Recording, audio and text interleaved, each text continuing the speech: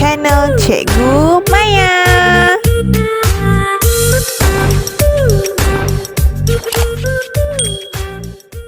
Assalamualaikum dan selamat sejahtera murid-murid. Selamat datang ke channel Cikgu Maya.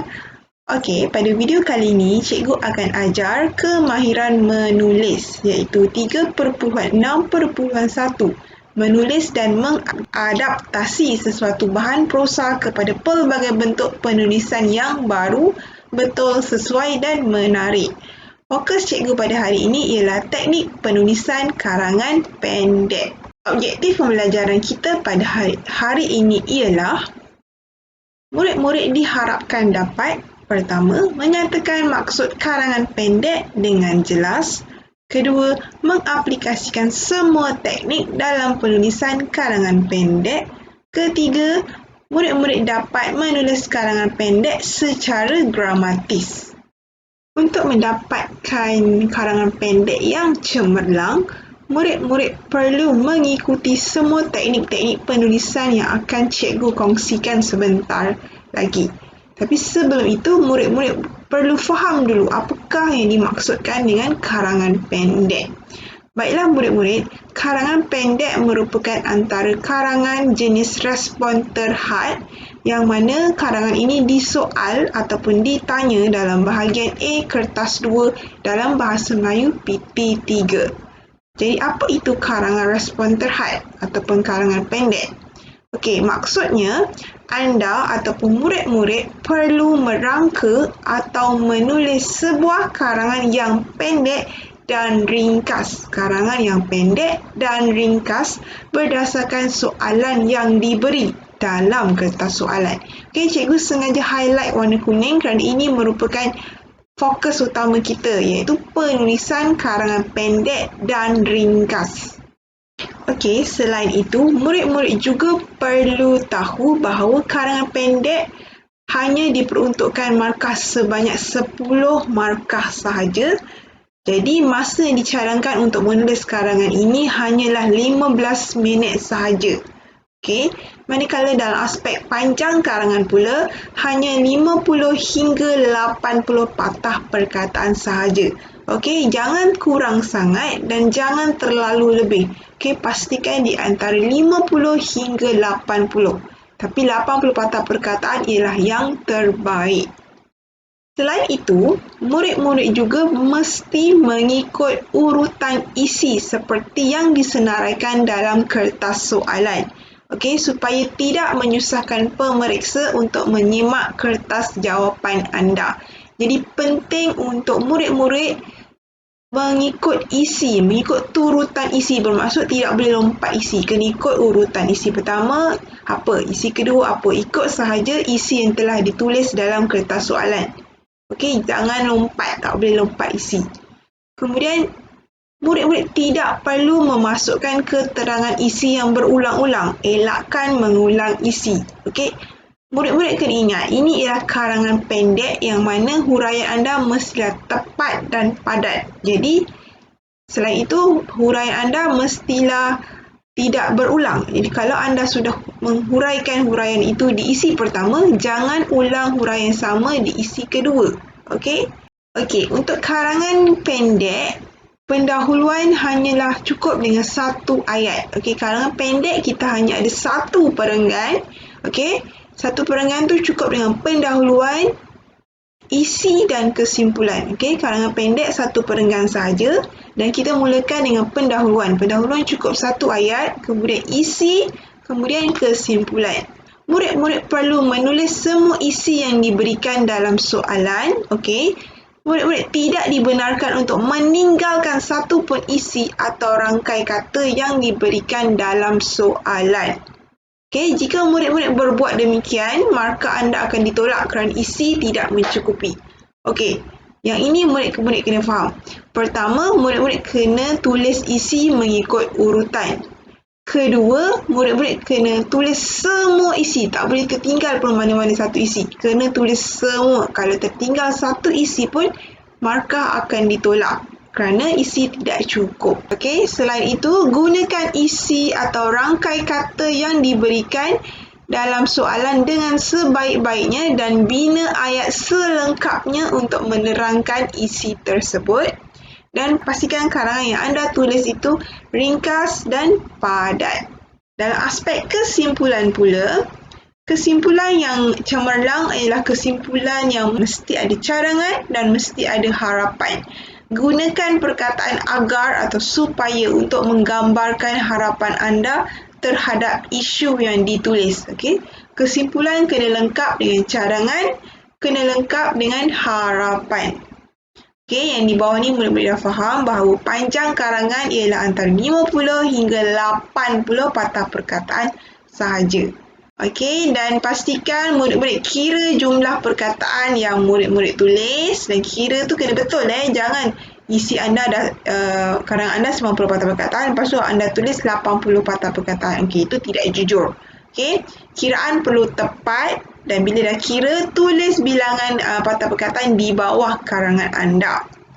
Okey, dan murid-murid perlu faham kata nama khas contohnya Sekolah Menengah Kebangsaan Seri Hartamas dikira sebagai satu perkataan bukan 5 perkataan. Jadi mana-mana kata nama khas dikira sebagai satu perkataan. Dan karangan pendek hanya satu perenggan hanya satu perenggan lengkap dengan pendahuluan, isi dan juga kesimpulan. Okey, satu perenggan sahaja tapi mesti ada pendahuluan, isi dan juga kesimpulan. Seterusnya kita akan lihat dalam bentuk-bentuk soalan karangan pendek. Okey, berikut merupakan contoh arahan dalam soalan karangan pendek. Lihat maklumat di bawah dengan teliti. Berdasarkan maklumat yang disediakan, tulis sebuah karangan pendek yang panjangnya antara 50 hingga 80 patah perkataan. Berikut merupakan contoh soalan karangan pendek bentuk rangkai kata. Untuk pengetahuan murid-murid, terdapat pelbagai bentuk soalan karangan pendek. Dan apa yang murid-murid lihat ini ialah jenis soalan rangkai kata. Rangkai kata bermaksud murid-murid diberi himpunan ayat ni, himpunan ayat yang mengandungi dash di tengah. Okey, kalau murid-murid dapat soalan yang macam ni, okey, pastikan murid-murid tulis isi dan huraian mengikut turutan. Okey, kena ikut daripada penjagaan kesihatan, manfaat, menjamin kesihatan, penyakit dapat dielakkan hinggalah ke selesa. Pastikan ikut urutan. Kita tak boleh lompat-lompat. Murid-murid tak boleh buat penjagaan kesihatan, lepas tu nak melompat penyakit dapat, kemudian nak lompat balik manfaat, kemudian lompat-lompat. Tidak dibenarkan. Okey. Dan untuk soalan begini ataupun soalan rangkai kata, lazimnya murid-murid kena fikir sendiri apakah tajuk ataupun apakah kata kunci. Jadi soalan karangan pendek jenis rangkai kata ni memerlukan murid-murid untuk berfikir apakah kata kunci soalan.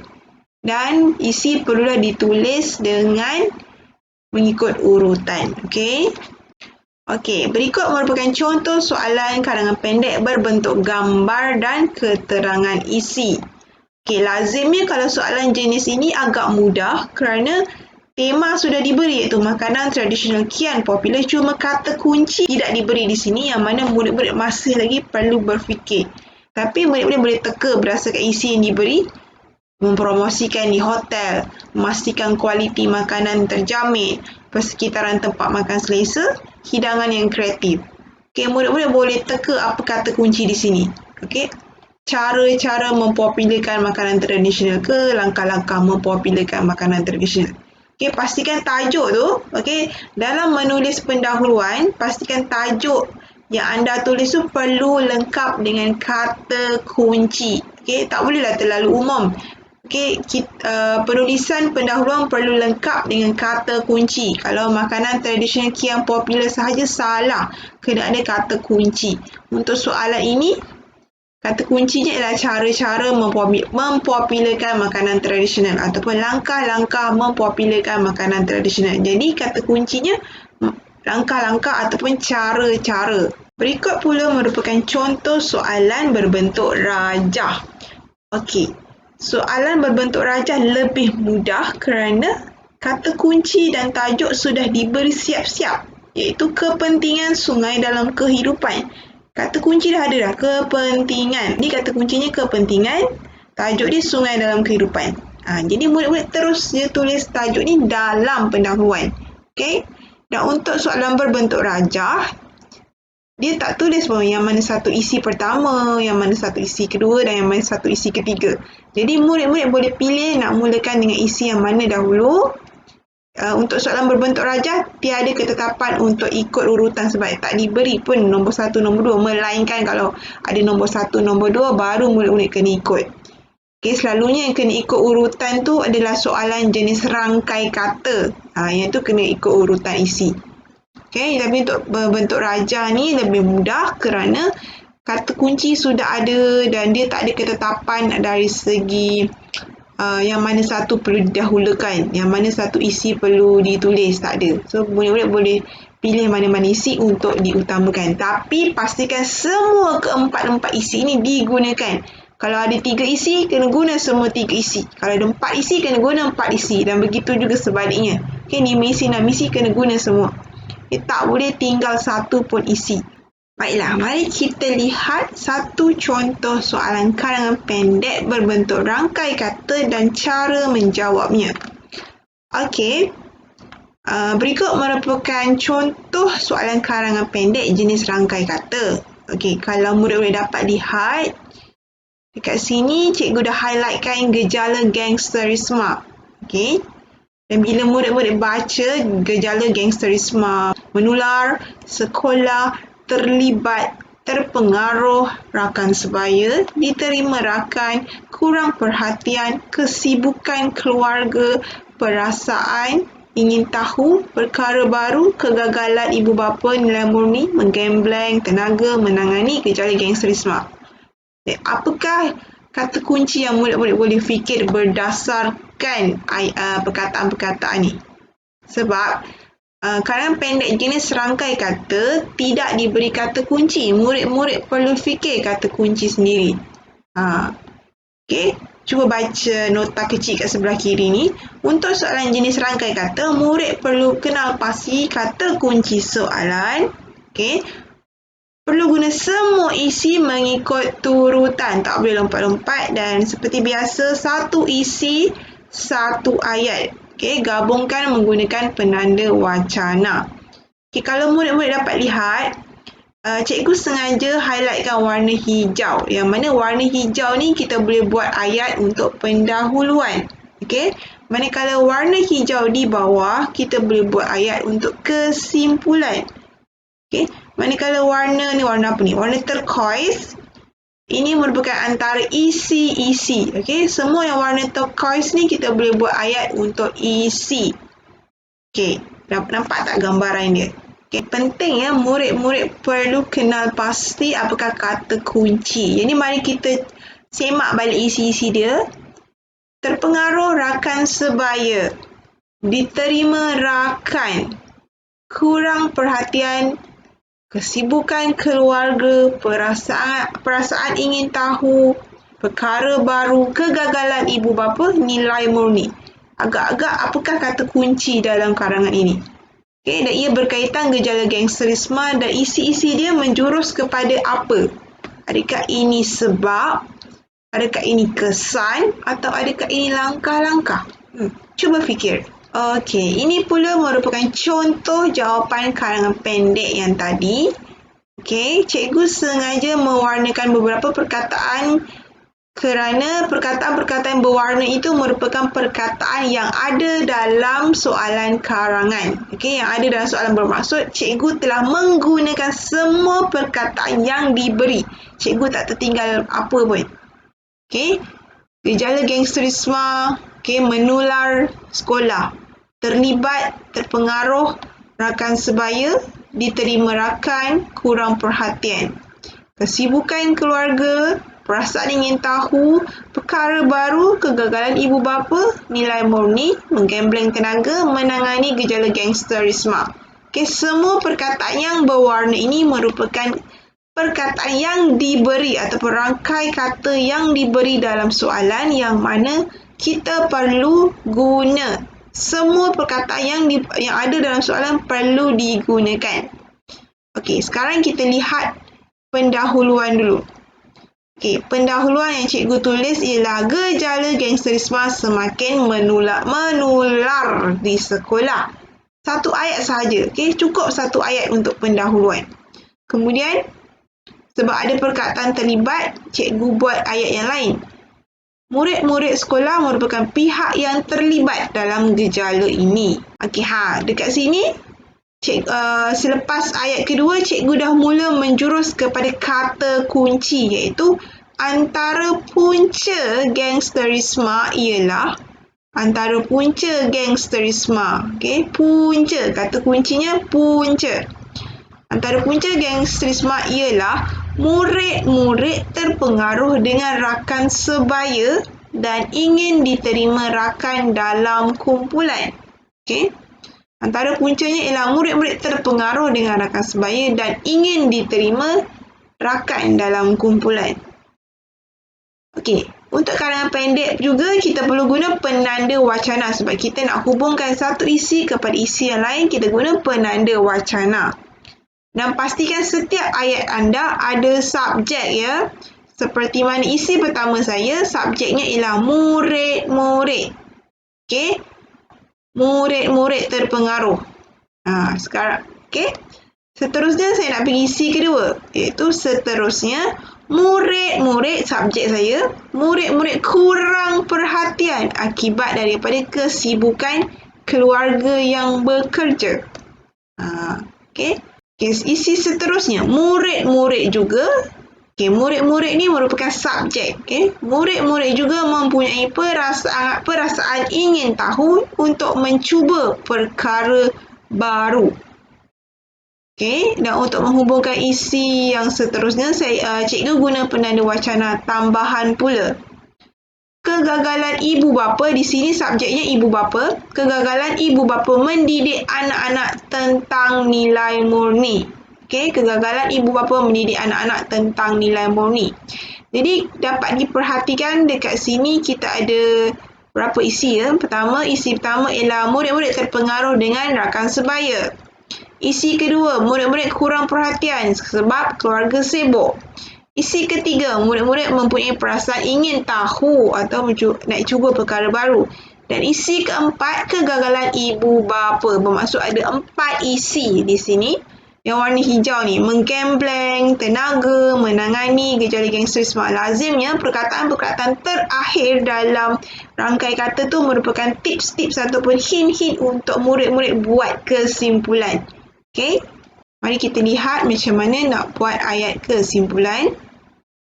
Kesimpulannya, semua pihak perlu menggembleng tenaga. Menggembleng ni bermaksud bekerjasama, berganding bahu. Menggembleng tenaga menangani gejala gangsterisme supaya murid-murid pada masa hadapan menjadi murid-murid yang cemerlang dan beradab. Seperti biasa, kesimpulan mesti dah lengkap dengan cadangan dan harapan. Jadi cadangan dekat sini, semua pihak perlu menggembleng tenaga supaya menangani gejala gangsterisme. Harapannya supaya murid-murid pada masa hadapan menjadi murid-murid yang cemerlang dan juga beradab. Jadi secara kesimpulannya, untuk karangan pendek jenis rangkai kata,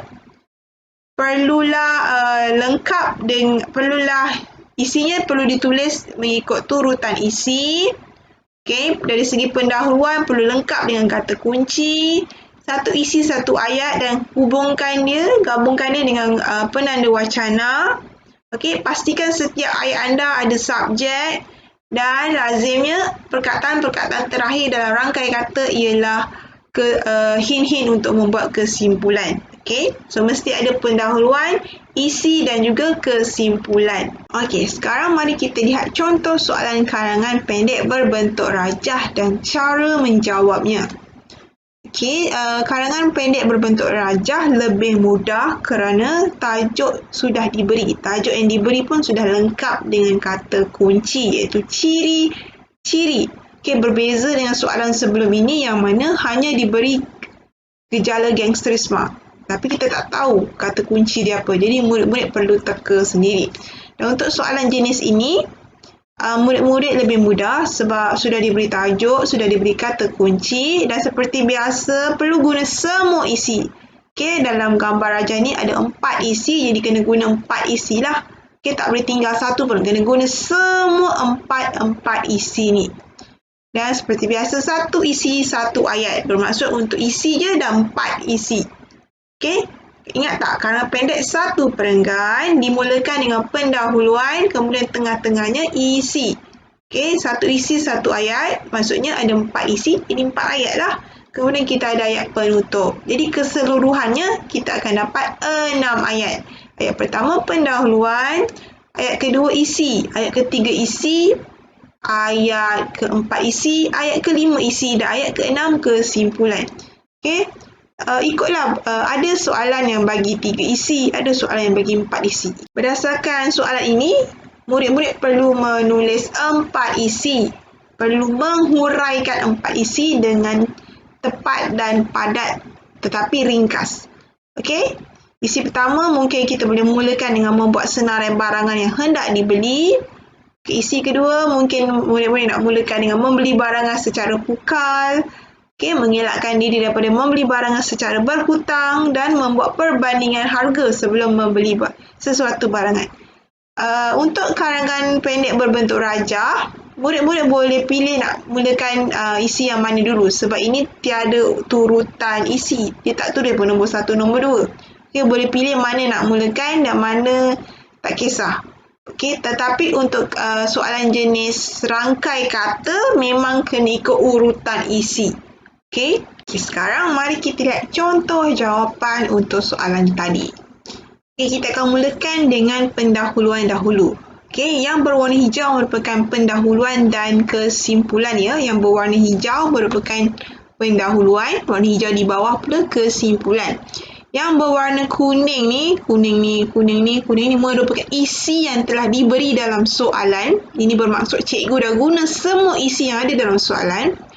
Dan warna ungu ni pula merupakan huraian atau isi tersirat yang cikgu tambah ataupun isi tersirat yang murid perlu tulis. Murid perlu hurai berdasarkan isi. Okay? Ini adalah ayat kita sendirilah. Yang warna ungu ni ayat kita sendiri. Okay? Supaya ini ada ayat kita sendiri. Yang warna kuning ni merupakan isi yang ada dalam soalan. Ingat ya, kita kena guna semua isi yang ada dalam soalan. Mari kita lihat satu persatu. Kita mulakan dengan pendahuluan. Ciri-ciri pengguna yang bijak perlu diaplikasikan dalam kehidupan harian. Okey, cukup satu ayat. Kemudian kita akan pergi kepada isi.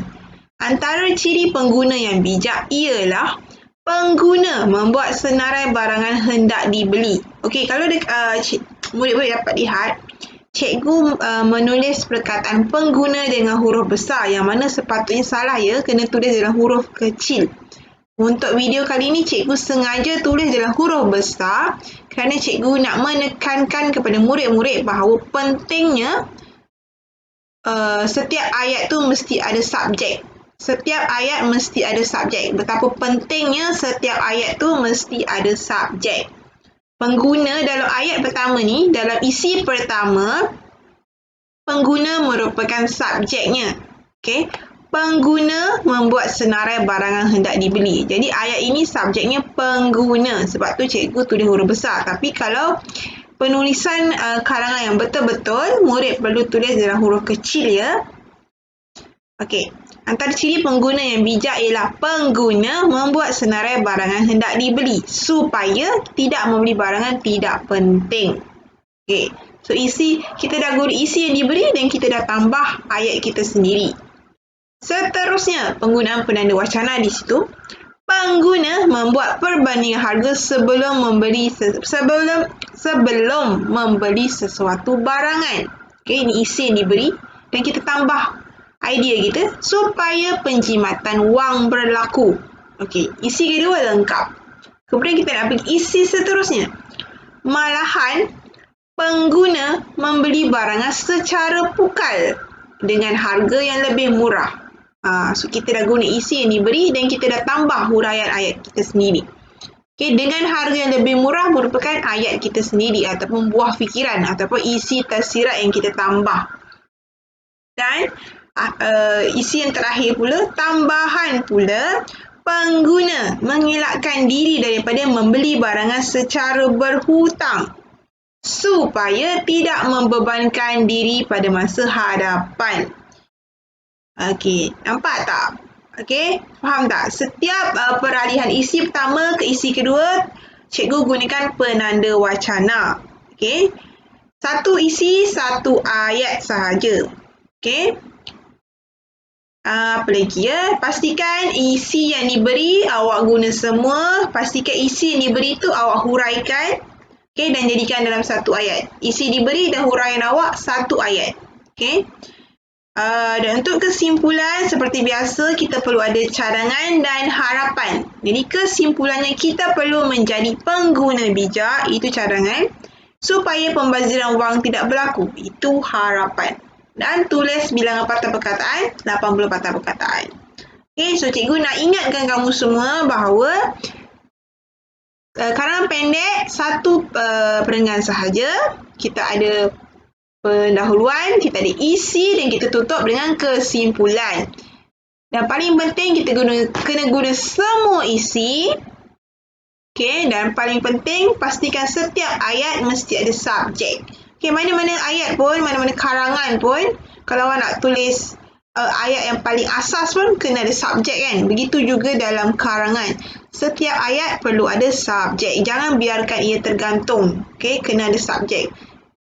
Tergantung maksud saya ialah contohnya antara ciri pengguna yang bijak ialah membuat senarai barangan. Dia macam tergantung. Kita tak ada subjek dekat sini. Jadi kena letak subjek iaitu pengguna. Okay, watak. Kena ada nama watak. Okay, itu sahaja untuk video penulisan karangan pendek. Cikgu harap semua yang menonton video ini dapat faham tentang konsep karangan pendek, tentang macam mana nak tulis karangan pendek, okay? Pastikan semua panduan-panduan yang cikgu dah ajar tadi awak ikut, okay? Pastikan murid-murid ikut. Yang paling penting, semua isi kena guna, okay? Itu sahaja untuk kali ini. Kita akan jumpa lagi dalam video pembelajaran yang seterusnya. Jumpa lagi. Bye-bye. Tapi sebelum itu, jangan lupa untuk klik button subscribe, klik button like dan jangan lupa komen kalau ada sebarang penambahbaikan untuk video seterusnya. Dan jangan lupa untuk turn on button notification. Okay? Kita jumpa lagi untuk kelas seterusnya. Bye-bye.